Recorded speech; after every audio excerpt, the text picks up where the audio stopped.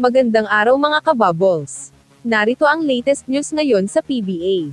Commissioner Willie Marcial may sinuspinding referee. Kevin Alas nagtamo na naman ng ACL injury at Barangay Ginebra head coach Tim Cone wagi ng kanyang ika-5 PBA Coach of the Year award.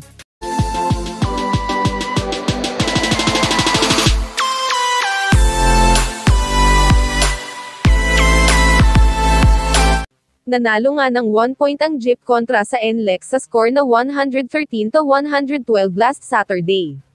At ang best player nga sa game na ito ay si Javi Gomez de Leon na nagtala ng 31 points, 5 rebounds, 4 out of 8 3 points made at 10 out of 15 field goal made sa kanilang panalo. Pero ang highlights nga ng game ay ang late call nga daw ng referee kay Andreas Cahilig na na-foul niya ang import ng NLEX na si Thomas Robinson. Maswerte naman ang Jeep dahil isa lang ang na-shoot ni Robinson sa dalawang free throw na nagpanalo sa Jeep ng 1 point.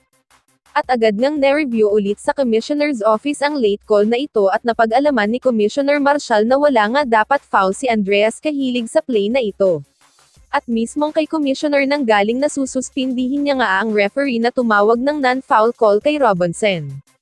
Sa tingin nyo mga kabubbles, tama ba ang desisyon ni Kumay na suspindihin ang referee na namali ang tawag sa Jeep NLEX matchup? Lagay nyo na po yan sa baba. At NLEX star Kevin Alas nagka-injured na naman ng ACL. Sa second quarter nga na-injured si Alas at hindi na muli siyang nakabalik sa laban.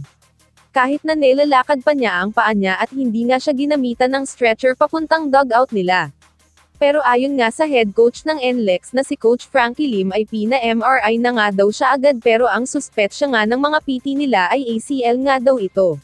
Matatanda ang 2 beses na nga din na ACL si Kevin sa Injury Center mismo.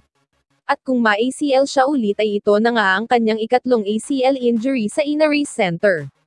Kaya't ipagdasal po natin si Kevin Alas mga kabubbles na agad siyang makarecover sa injury na kanyang nakuha.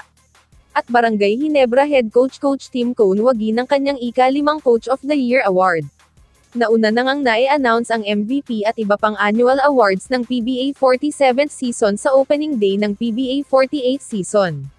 Pero di pa nga na-announce ang Coach of the Year award at iba pang awards.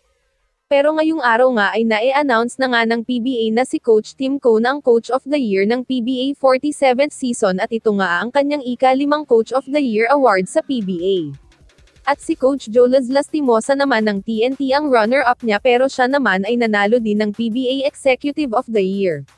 Ito nga ay taon ni Coach Tim dahil siya din ang interim coach ng Gilas na nag-gold medal sa 19th Asian Games sa China. Kaya't sabay-sabay nating batiin si Coach Tim mga kabubbles ng congratulations coach and keep up the good work.